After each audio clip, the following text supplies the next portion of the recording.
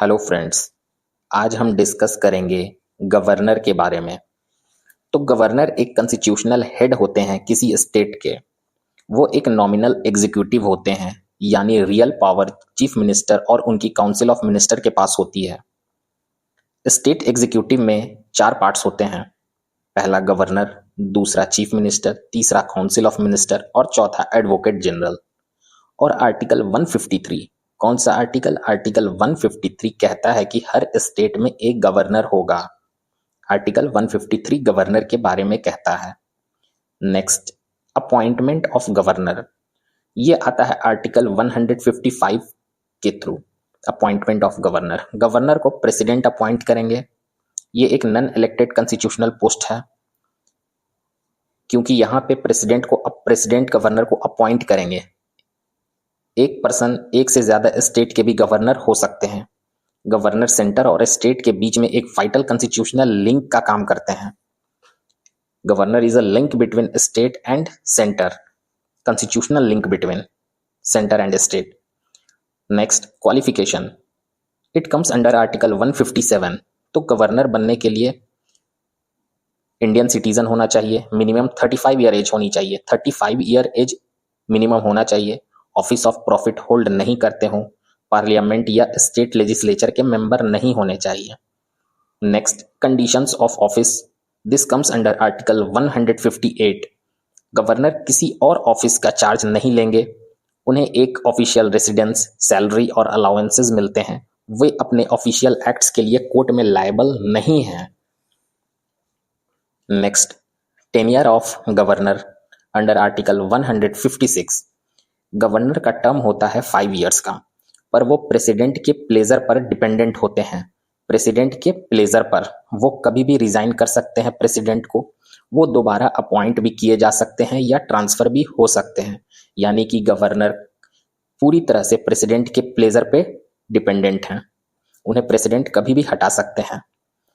Next, oath of office, ये आता है आर्टिकल 159 के अंडर।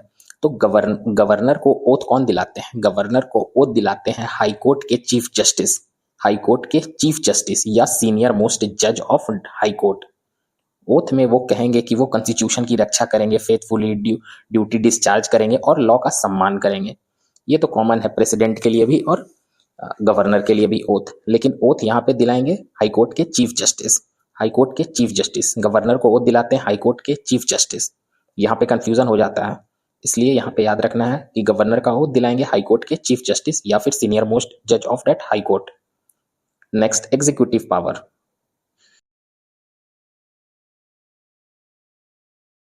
जो होती है कुछ इंपॉर्टेंट एग्जीक्यूटिव पावर होते हैं, जैसे कि चीफ मिनिस्टर को वो अपॉइंट करते हैं, मिनिस्टर्स को भी अपॉइंट करेंगे लेकिन सीएम के एडवाइस पर। पहला, वो चीफ मिनिस्टर को अपॉइंट करेंगे, दूसरा वो council of ministers of that state को अपॉइंट करेंगे चीफ मिनिस्टर के एडवाइस पर। एडवोकेट जनरल को भी अपॉइंट करेंगे, वो स्टेट पब्लिक सर्विस कमीशन के मेंबर्स को भी अपॉइंट करेंगे, स्टेट यूनिवर्सिटीज के चांसलर को भी अपॉइंट करेंगे। कौन करेंगे? गवर्नर करेंगे। नेक्स्ट, लेजिस्लेटिव पावर, गवर्नर के पास कुछ की लेजिस्लेटिव पावर भी होते हैं, जैसे कि स्टेट लेजिस्लेचर को सम्मन, प्रोरोग और डिसॉल्व करेंगे। आर्टिकल 174 के अंडर स्टेट को सम्मन करेंगे, प्रोरोग करेंगे, डिसॉल्व करेंगे। फर्स्ट सेशन को एड्रेस करेंगे, फर्स्ट सेशन को वो स्टेट असेंबली के फर्स्ट सेशन को वो एड्रेस करेंगे अंडर आर्टिकल 176। लेजिस्लेचर को मैसेज भेज सकते हैं। जब हाउस सेशन में ना हो तो वो ऑर्डिनेंस इशू करेंगे अंडर आर्टिकल 213। ऑर्डिनेंस, गवर्नर का ऑर्डिनेंस आता है 213 आर्टिकल के तहत और प्रेसिडेंट का आता है 123 के तहत। 123 प्रेसिडेंट ऑर्डिनेंस इशू करते हैं और 213 गवर्नर ऑर्डिनेंस इशू करते हैं। नेक्स्ट, असेंट टू बिल, ये आता है आर्टिकल 200 और 201 के तहत। दोनों आर्टिकल हैं। गवर्नर के पास बिल के ऊपर 4 ऑप्शन होते हैं। पहला होता है या तो असेंट उन्हें देना है, अगर वो असेंट दे देंगे तो वो बिल लॉ बन जाता है। दूसरा, विथ होल्ड करना, यानी कि रिजेक्ट कर देना। तीसरा, रिकंसिडरेशन के लिए रिटर्न करना, वो रिकंसिडरेशन के लिए भी रिटर्न कर सकते हैं except money bill. Money bill को वो रिकंसिडरेशन के लिए रिटर्न नहीं कर सकते हैं। चौथा ऑप्शन है रिजर्व करना प्रेसिडेंट के लिए, वो बिल को रिजर्व कर सकते हैं प्रेसिडेंट के लिए, लेकिन यहाँ पे प्रेसिडेंट का डिसीजन फाइनल डिसीजन होता है। यहाँ पे हमें याद रखना पड़ेगा कि मनी बिल को गवर्नर रिटर्न नहीं कर सकते हैं। तो गवर्नर के पास 4 ऑप्शन होते हैं, या तो असेंट देंगे, या विथ होल्ड करेंगे, या रिकंसिडरेशन के लिए रिटर्न करेंगे एक्सेप्ट मनी बिल, चौथा रिजर्व कर देंगे प्रेसिडेंट के लिए।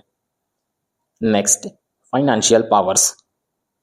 तो गवर्नर के फाइनेंशियल पावर्स हम देख लेते हैं। स्टेट का बजट इंट्रोड्यूस करना इंश्योर करेंगे, स्टेट का बजट को इंट्रोड्यूस करना वो इंश्योर करते हैं, ये है आर्टिकल 202 के तहत। मनी बिल सिर्फ उनकी रिकमेंडेशन पर ही इंट्रोड्यूस होगा। मनी बिल को इंट्रोड्यूस करने के लिए गवर्नर की प्रायर रिकमेंडेशन जरूरी है, जैसे कि पार्लियामेंट में मनी बिल को इंट्रोड्यूस करने के लिए प्रेसिडेंट की प्रायर रिकमेंडेशन जरूरी होती थी। सिमिलरली यहाँ पे भी वही चीज है, vote on account supplementary grant के लिए भी रिकमेंडेशन देते हैं। और कंटीजेंसी फंड से विड्रॉवल ऑथराइज कौन करते हैं? कंटीजेंसी फंड ऑफ स्टेट का जो है उसको विड्रॉवल होगा तो उसको ऑथराइज भी गवर्नर ही करेंगे। Next, judicial powers. गवर्नर के पास कुछ जुडिशियल पावर्स भी होते हैं, जैसे पार्डन, रिप्राइव, रेमिशन, कम्यूटेशन। लेकिन यहाँ पे कंडीशन है सिर्फ स्टेट लॉ के अंडर, सिर्फ स्टेट लॉ के अंडर पनिशमेंट है, उसमें ये पार्डन कर सकते हैं, रिप्राइव कर सकते हैं, रेमिशन कर सकते हैं, कम्यूटेशन कर सकते हैं। डेथ सेंटेंस का पार्डन करने का पावर सिर्फ प्रेसिडेंट के पास होता है अंडर आर्टिकल 72, यानी कि गवर्नर डेथ सेंटेंस में पार्डन नहीं दे सकते हैं। साथ ही साथ डिस्ट्रिक्ट जज को भी अपॉइंट करने के लिए गवर्नर ही अपॉइंट करेंगे हाई कोर्ट के कंसल्टेशन से, यानी डिस्ट्रिक्ट जज को अपॉइंट करेंगे governor with the consultation of high court. Next, discretionary power. Governor की कुछ सिचुएशंस में काउंसिल ऑफ मिनिस्टर के एडवाइस के बिना भी काम कर सकते हैं, यानी कि वो स्वयं से कर फैसला ले सकते हैं, वही डिस्क्रिशनरी पावर होती है, यानी कि उन्हें काउंसिल ऑफ मिनिस्टर के एडवाइस की जरूरत यहाँ पे नहीं है। तो ये पावर्स कौन कौन है? ये पावर है हंग असेंबली में चीफ मिनिस्टर अपॉइंट करना। जब असेंबली हंग हो तो चीफ मिनिस्टर को अपॉइंट करने के लिए इनके पास डिस्क्रिशनरी पावर है। सरकार मेजोरिटी लूज करे तो उसे डिसमिस करना। नेक्स्ट है बिल को प्रेसिडेंट के लिए रिजर्व करना, तो बिल को प्रेसिडेंट के लिए रिजर्व करने के लिए भी इन्हें काउंसिल ऑफ मिनिस्टर की एडवाइस की जरूरत नहीं है। प्रेसिडेंट रूल रिकमेंड करना, यानी कि गवर्नर प्रेसिडेंट रूल को रिकमेंड करेंगे under article 356 without the advice of council of minister. तो ये डिस्क्रिशनरी पावर है। हंग असेंबली में मेजोरिटी नहीं हो तो प्रेसिडेंट के लिए बिल रिजर्व करना हो तो, या फिर प्रेसिडेंट रूल रिकमेंड करना हो तो। अब हम देख लेते हैं थोड़ा सा गवर्नर और प्रेसिडेंट के बीच कंपैरिजन। तो स्कोप यहाँ पे ये है कि गवर्नर जो होते हैं वो स्टेट के नॉमिनल हेड होते हैं, और प्रेसिडेंट जो होते हैं इंडिया के हेड होते हैं, नॉमिनल हेड। अपॉइंटेड बाय, तो governor is appointed by president, but president is elected by electoral college. Governor को अपॉइंट करेंगे president, but president is elected by electoral college. Pardon power थोड़ा देख लेते हैं। तो गवर्नर के पास डेथ सेंटेंस का पार्डनिंग का पावर नहीं है, यानी कि गवर्नर के वो डेथ सेंटेंस को पार्डन नहीं कर सकते हैं, लेकिन प्रेसिडेंट डेथ सेंटेंस में पार्डन कर सकते हैं under article 72। Discretionary power governor के पास थोड़ा ज्यादा होते हैं as compare to president. Next, कुछ इंपॉर्टेंट आर्टिकल्स हम थोड़ा देख लेते हैं समराइज करके।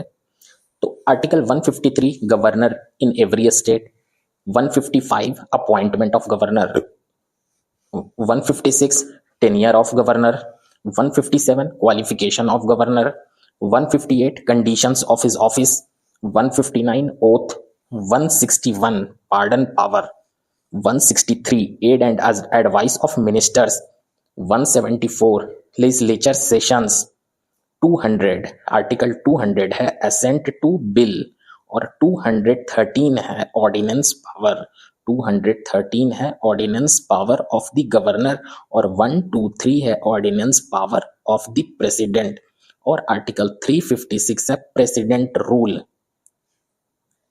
नेक्स्ट, कुछ इंपॉर्टेंट कमीशंस भी देख लेते हैं, जैसे सरकारिया कमीशन। सरकारिया कमीशन ने कहा था कि गवर्नर जो है नॉन पॉलिटिकल होने चाहिए, स्टेट का रेसिडेंट नहीं होना चाहिए, और एमिनेंट पब्लिक फिगर हों। ये रिकमेंडेशन था सरकारिया कमीशन का रिगार्डिंग गवर्नर। और पुंची कमीशन का रिकमेंडेशन था कि गवर्नर का टेन्योर फिक्स हो और उनके डिस्क्रिशनरी पावर को डिफाइन कर दिए जाएं, चूंकि उसका मिसयूज न हो सके, क्योंकि डिस्क्रिशनरी पावर होता है तो वहां पे मिसयूज हो जाता है। और कोड ऑफ कंडक्ट भी गवर्नर के लिए मेंशन्ड हो। ये था पुंची कमीशन का रिकमेंडेशन। नेक्स्ट, तो गवर्नर का जो रोल होता है वो सिर्फ सिंबॉलिक नहीं है, वो स्टेट और सेंटर के बीच में एक कॉन्स्टिट्यूशनल ब्रिज होते हैं। क्या होते हैं? कॉन्स्टिट्यूशनल ब्रिज होते हैं। वो हंग असेंबली, इमरजेंसी जैसे क्रूशियल मोमेंट में इंपॉर्टेंट रोल प्ले करते हैं। असेंबली जब हंग हो या फिर इमरजेंसी हो, ये बहुत ही क्रूशियल मोमेंट है, इसमें वो बहुत ही इंपॉर्टेंट रोल प्ले करते हैं। उनका न्यूट्रल और फेडरल कैरेक्टर मेंटेन होना चाहिए। उनका न्यूट्रल कैरेक्टर और फेडरल कैरेक्टर मेंटेन होना चाहिए ताकि डेमोक्रेसी और कॉन्स्टिट्यूशन का सम्मान हो सके। तो ये था हमारा आज का डिस्कशन गवर्नर के बारे में। इस वीडियो को लाइक ज़रूर करें, चैनल को सब्सक्राइब करें।